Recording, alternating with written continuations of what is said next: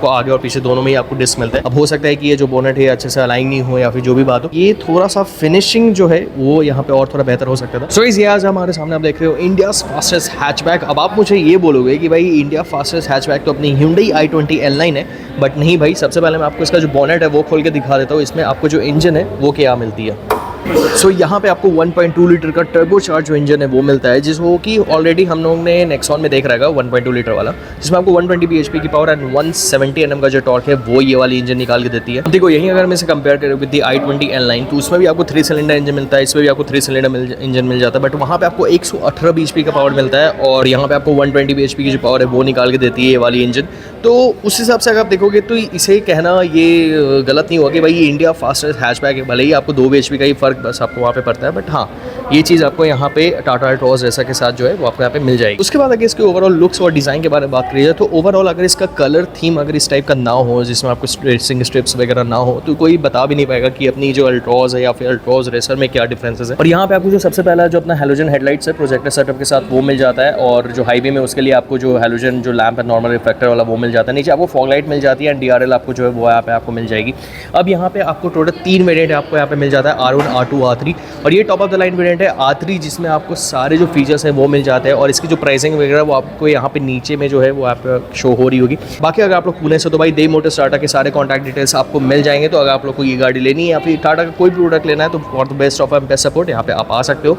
यहाँ पे आपको जो 360 डिग्री कैमरा है वो मिल जाता है, और इस प्राइस पॉइंट पे जिस प्राइस पॉइंट पे ये आ रही है, कुछ तो अपनी जो 13 लाख है उसके आसपास जो प्राइसिंग है वो आपको बढ़ जाएगी ऑन रोड पुणे में। तो उस हिसाब से यहाँ पे आपको चीज़ें बहुत इंटरेस्टिंग मिल जाती है।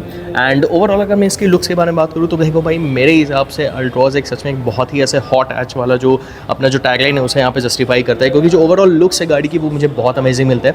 अब यहाँ पे अगर आप साइड से आओगे तो यहाँ पे आपको जो रेसर की जो बैजिंग है वो मिल जाती है। अब एक चीज़ मुझे यहाँ पे क्या लगा कि ये अपनी डुअल टोन थीम में आती है, नीचे ऑरेंज और ऊपर ब्लैक आपको मिल जाता है, इसमें आपको रेसिंग स्ट्रिप्स यहाँ पे आपको मिलता है। अब यहाँ पे अगर आप देखोगे तो यहाँ पे मतलब ऐसा लगता है नहीं कुछ तो ऐसे मतलब कुछ तो है यहाँ पे जो कि मतलब अलग से इसे लगाया गया है, तो ये थोड़ा सा फिनिशिंग जो है वो यहाँ पे और थोड़ा बेहतर हो सकता था। अब उसके अलावा मैं आपको एक और चीज़ बताता हूँ, जैसे हो सकता है कि ये इस वाले यूनिट के साथ ही ये चीज़ प्रॉब्लम हो, बट यहाँ पे अगर आप देखोगे तो यहाँ पे आप देख सकते हो भाई यहाँ पे जो आपको गैपिंग है वो कितना ज़्यादा है और इस जगह पे आपको जो गैप है वो कितना ज़्यादा है। तो ये आपको थोड़ा छोटा छोटा जो चीज़ है थोड़ा सा यहाँ पे और इम्प्रूव हो जाए तो भाई टाटा से अच्छा कोई प्रोडक्ट यहाँ पे नहीं बना सकता है। और यहाँ पे अगर आप ओवरऑल देख भी पा रहे होगे तो ये वाली लाइन जो इस तरह यहाँ पे देखो तो आपको प्रॉपर ऐसे एकदम प्रॉपर से यहाँ पे आपको पता चल जाएगा कि भाई मैं क्या चीज़ के बारे में बात कर रहा हूँ। अब हो सकता है कि ये जो बोनेट है अच्छे से अलाइन नहीं हो या फिर जो भी बात हो, बट वो एक चीज़ है। बाकी अगर आप यहाँ पे गाड़ी के साइड से आओगे तो यहाँ पे आपको बड़े से ही जो अपनी जो एडवर्टीजमेंट है कि Tata Altroz racer fastest Indian hatchback, ये आपको यहाँ पे मिल जाएगा।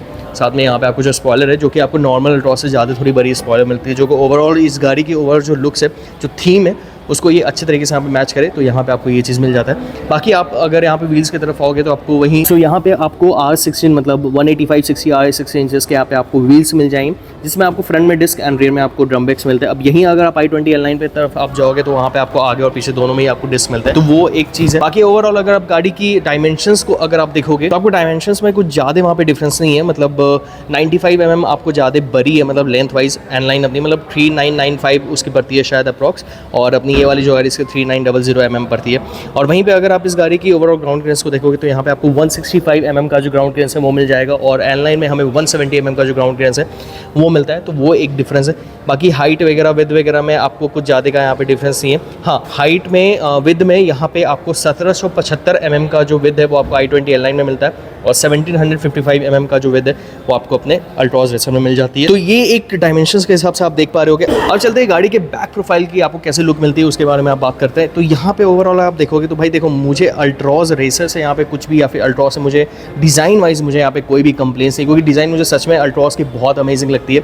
एंड ऊपर से ये जो ओवरऑल जो एक हॉट हैच वाला जो चीज़ है ना वो इसे अच्छे तरीके से यहाँ पे दर्शाता भी है। अब यहाँ पे आप देखोगे तो ब्लैक में यहाँ पे आपको अल्ट्रॉज लिखा हुआ मिल जाएगा, आई टर्बो प्लस, मतलब जो मैंने आपको बोला इंजन के बारे में 1.2 लीटर वाला इंजन जो है 3 सिलेंडर वाला वो आपको यहाँ पे मिल जाएगा। रियर डिफॉगर, रियर वाइपर वगैरह सब कुछ यहाँ पे आपको मिल जाता है, मतलब ज़रूरत की सारी चीज़ें टाटा ने यहाँ पे भर दी है।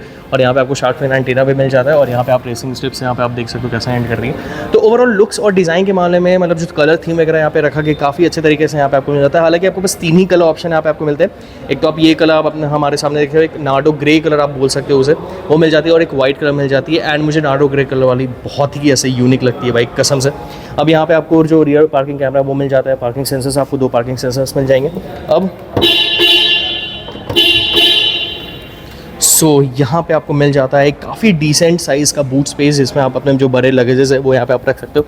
और यहाँ पे अगर आप देखोगे तो भाई आपको बहुत ही छोटी जो टायर है वो मिल जाएगी, मतलब 165 80 R 14 इंचेस के यहाँ पे आपको जो व्हील्स है स्पेयर व्हील वो यहाँ पे आपको मिल जाती है। बाकी यहाँ पे आपको होल्ड करने के लिए सब चीज़ें तो यहाँ पे आपको दी मिल नहीं जाती है। बाकी अगर मैं आपको इसका थोड़ा रियर पैसेंजर वाला चीज़ आपको यहाँ पे दिखाऊँ तो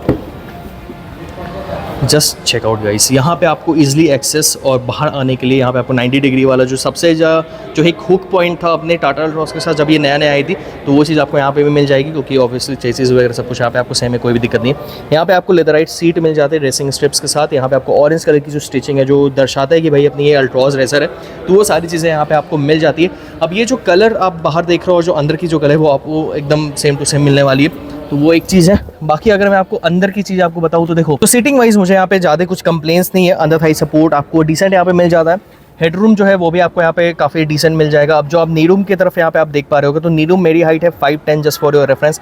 ये सीट मेरे हिसाब से एडजस्ट की है, मैं थोड़ा फैल से बैठता हूँ तो उस हिसाब से एडजस्ट करी गई है। तो यहाँ पे आप देख सकते हो थोड़ा नी जो है वो यहाँ पे टच कर रहा है, बट अगर नॉर्मली लोग यहाँ पे बैठते हैं मतलब नॉर्मल तरीके से, तो ज़्यादा कुछ यहाँ पे आपको नी रूम में ज़्यादा यहाँ पे प्रॉब्लम नहीं होने वाली है। बाकी यहाँ पे आपको मिडिल पैसेंजर के लिए कोई भी जो हेडरेस्ट है वो नहीं मिलेगी। यहाँ पे आपको आर्मरेस्ट मिल जाता है। अब वही एक चीज़ है भाई कि आर्मरेस्ट में आपको कोई भी जो कप होल्डर्स है वो नहीं मिलते, तो ये एक चीज़ मिस आउट है। बाकी यहाँ पे आपको रियर कन्वीनियंस के लिए अपना एसी वेंट वगैरह सब कुछ यहाँ पे आपको मिल जाता है। बाकी कुछ ऐसा आपको जो डैशबोर्ड का लुक है वो यहाँ पे आपको मिल जाएगा।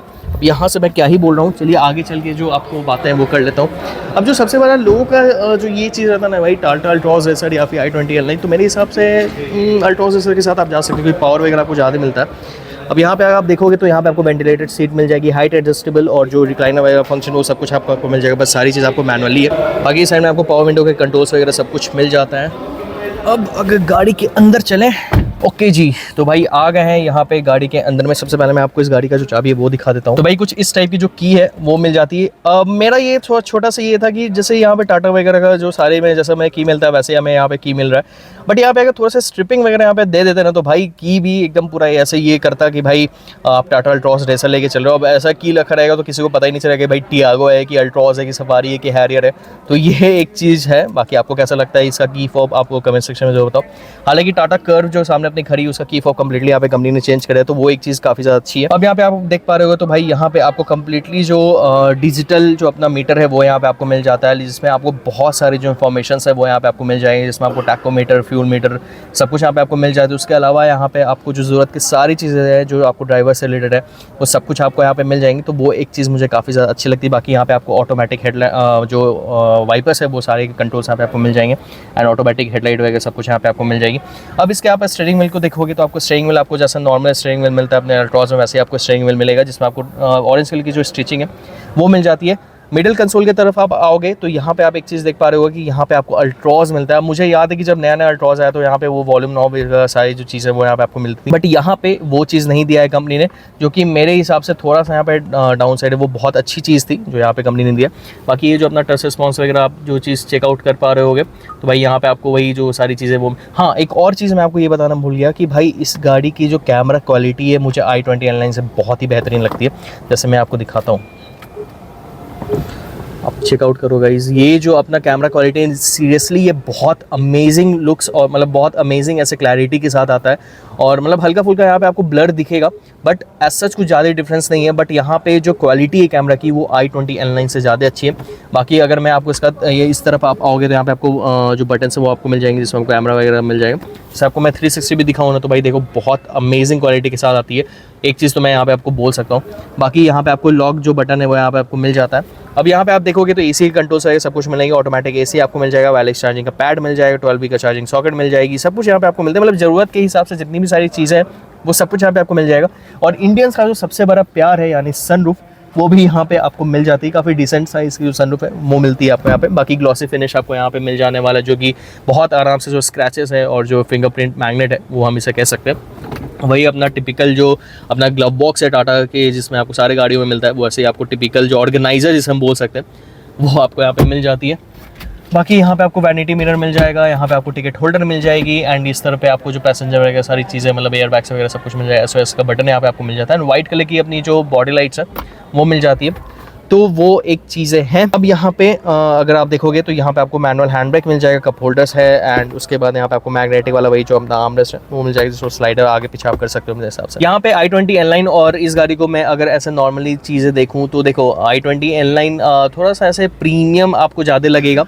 आप उसके इंटीरियर वगैरह पे बैठोगे तो वो सारी चीज़ें आपको मिल जाएगी। हालांकि एम्बिएंट लाइट वगैरह सब कुछ आपको वहाँ पे मिलता है, यहाँ पे भी आपको मिल जाता है। रेड कलर की जो एम्बिएंट लाइट है वो यहाँ पे आपको मतलब ऑरेंज कलर का जो एम्बिएंट लाइट है वो आपको यहाँ पे मिलेगी। अगर मैं आपको यहाँ पे दिखाऊँ भी सो इस तरह पे आप यहाँ पे देख सकते हो भाई, ऑरेंज कलर की जो एम्बिएंट लाइट्स है वो आपको मिल जाती है। एंड इस तरह पे भी अगर आप देख पा रहे हो तो ये आपको पूरा ऐसे जो पर्ल वाला हल्का फुल्का आप जो डिज़ाइन है वो आप चेकआउट करो तो उस टाइप का आपको जो डिज़ाइन है वो यहाँ पे आपको मिल जाता है। अब ओवरऑल जैसे मैंने आपको बोला कि थोड़ा प्रीमियम साइड पे लगती है Hyundai की i20 N-Line जो है, और ये भी अपनी गाड़ी ऐसा नहीं कि प्रीमियम नहीं है, बहुत सारी ऐसी चीज़ें हैं जो ऑब्वियसली भाई अल्ट्रॉज ही है, बस उसमें थोड़ा बहुत यहाँ पे टचअप वगैरह करके अल्ट्रॉज रेसर का यहाँ पे नाम दिया गया, इंजन आपको चेंज करके यहाँ पे आपको दिया गया। बस एक चीज़ है कि आपको यहाँ पे कोई भी ऑटोमेटिक नहीं आएगा, यहाँ पे आपको बस 6 स्पीड जो अपना मैनुअल ट्रांसमिशन है वही आपको यहाँ पे मिलेगी। बाकी ओवरऑल आई होप आपको इस वाली वीडियो से अंदाजा लग गया होगा कि आपको अल्ट्रॉज रेसर लेनी चाहिए या फिर Hyundai i20 N-Line लेनी चाहिए। बाकी आपको ये वाली वीडियो कैसी लगी कमेंट सेक्शन में जरूर बताओ। बहुत जल्दी इसका ड्राइव रिव्यू आने वाले, इस गाड़ी को एकदम रगेद हम देखने वाले कि कैसा ये परफॉर्मेंस निकाल के देती है। उस चीज़ के लिए आपको चैनल को सब्सक्राइब करना पड़ेगा, बेल आइकन को दबाना पड़ेगा, एंड अगर इंस्टाग्राम पे नहीं फॉलो करते हो सो प्लीज फॉलो करना है, वहाँ पे डेली अपडेट डेली रील्स आपको मिलते रहते हैं। तब तक के लिए keep loving, keep supporting, stay tuned, stay safe, this is Moto World signing of.